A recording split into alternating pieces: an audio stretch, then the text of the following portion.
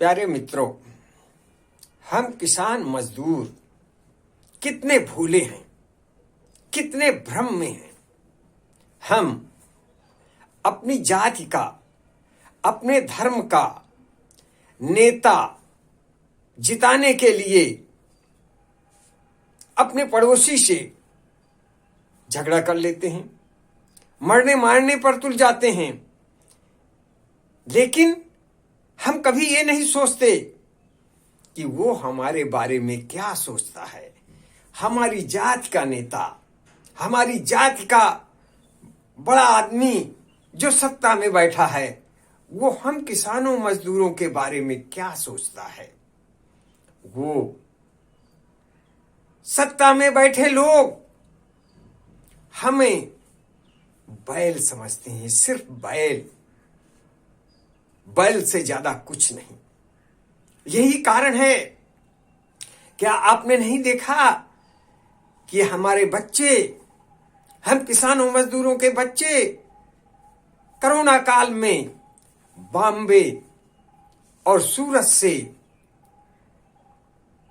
तड़पती धूप में पैदल आ गए, लेकिन सरकार में बैठे लोगों का, सत्ता में बैठे लोगों का दिल नहीं पसीजा। हमारे सैकड़ों बच्चे रास्ते में ही मर गए, भूख प्यास से तड़प तड़प कर मर गए। लेकिन सत्ता में बैठे हमारी बिरादरी के किसी भी नेता का दिल नहीं पसीजा।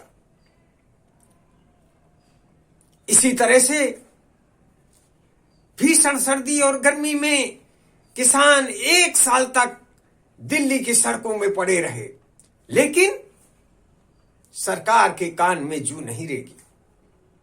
700 से अधिक किसान भीषण सर्दी में जान गंवा बैठे, लेकिन सरकार को कोई फर्क नहीं पड़ा। हम किसान मजदूर सत्ताधारी लोगों के, शासन प्रशासन में बैठे लोगों के निगाह में सिर्फ बैल हैं। जिस तरह से आज बैलों का काम ट्रैक्टर करने लगे और बैल बेकार हो गए, उनका भरण पोषण कोई नहीं करता है, उसी तरह से हम किसानों मजदूरों के बच्चे भी बेकार हो गए हैं, क्योंकि किसानों मजदूरों का काम मशीनें करने लगी हैं। तो इसलिए सरकार किसानों मजदूरों की ओर कोई ध्यान नहीं देती।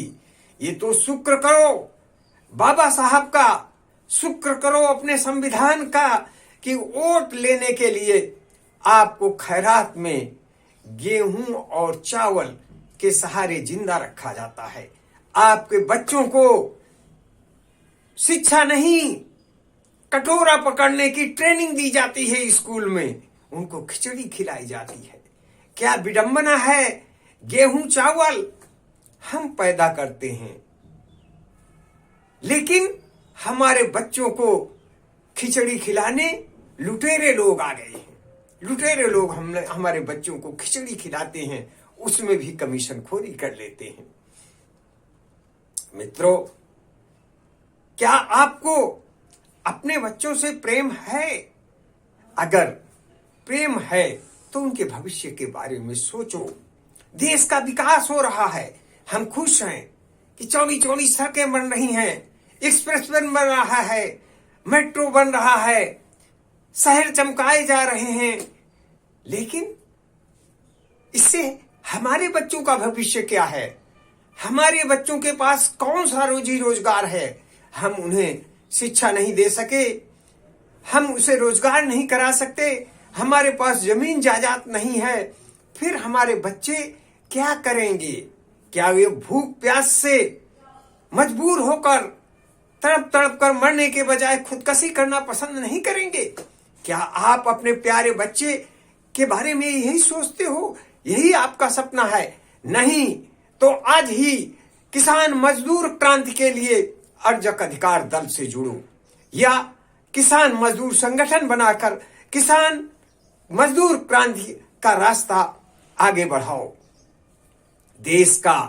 देश में मेट्रो बनने से, एक्सप्रेस वे बनने से, या शहरों को चमकाने से, या चौराहा आज तोड़कर कल दूसरा तरह का और सुंदर चौराहा बनाने से देश का विकास नहीं होगा। देश का विकास जब होगा जब गरीबी अमीरी की खाई पाटी जाएगी। पूरी जनसंख्या, विशाल जनसंख्या जिसको सरकार आज बोझ समझ रही है, वो उसको स्वाभिमानी और आर्थिक रूप से आत्मनिर्भर बनाया जाएगा। मित्रों, इसके लिए बड़े पैमाने पर देश में कल कारखाने लगाने पड़ेंगे, जिससे हर बच्चे को, हर गरीब आदमी को रोजी रोजगार मिल सके और देश का कच्चा माल उद्योग धंधों में लगाकर फिनिश प्रोडक्ट बनाए जा सकें।